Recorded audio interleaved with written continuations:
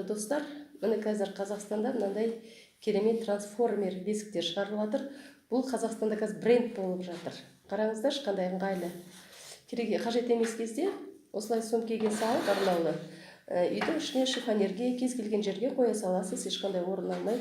Және оны қораға шығарудың, үйдің шатырына шығарудың, шаң күйінде қалдырудың қажеті жоқ. Ыңғайлап жинап, сөмкесіне салып, кез келген жерге үйге қойып қоясыз.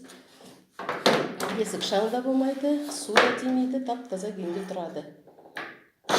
Құрастыруы өте жеңіл. Бұны шығарған Тараз қаласында Пернебек Ахметов деген мықты шебер ағамыздың қолынан шығып жатыр бұл бесіктер қазір. Сол кісінің жеке авторлық туындысы. Қазір бұл шетелдерге дейін кетіп жатыр, Москваға, Египетке, жан-жаққа. Бұны уже Америкада да барлық жерге бұл бесік уже тарап жатыр. Қазір анау памперстің зиян екенін, оның сіздің бюджетіңізге де көп зияны тиеді. Қайта-қайта ақша шығындаудың да қажеті жоқ. Памперске бесікке салған бала таза болады, әрі қалтаңызға да үнемді. Енді бесіктің пайдасын айтып жатудың қажеті жоқ, өйткені барлық қазақ біледі қаншалықты бесіктің пайдалы екендігін. Ал енді мына бесік қазіргі біздің заманымызға ыңғайланып, жиналмалы шығарылған. Тіпті қонаққа бір жаққа барғанда да бала бесікке үйренген болса, осылай жинап алып, машинаңызға салып, алып жүре бересіз кез келген уақытта. Өте тамаша бесік. Бұл табиғи материалдан жасалған. Ешқандай жаңағы лак, краска сияқты балаға зиянды иіс жоқ.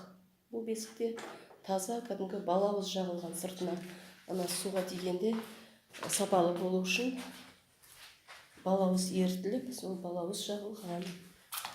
Мінекей. Иісі жоқ ақ краскамен боялған ақ түрі де бар бесіктің, ақ бесік. Ал енді қайтадан жинап көрсетейік.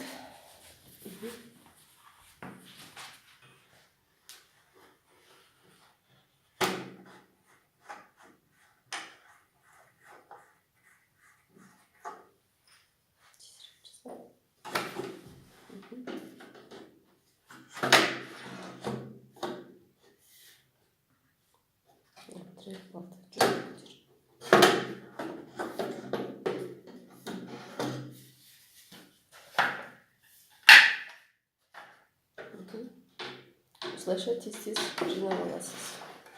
Сапасы да өте керемет, мықты, салмағы 7,5 килограмм болады. Тербетуге де өте ыңғайлы.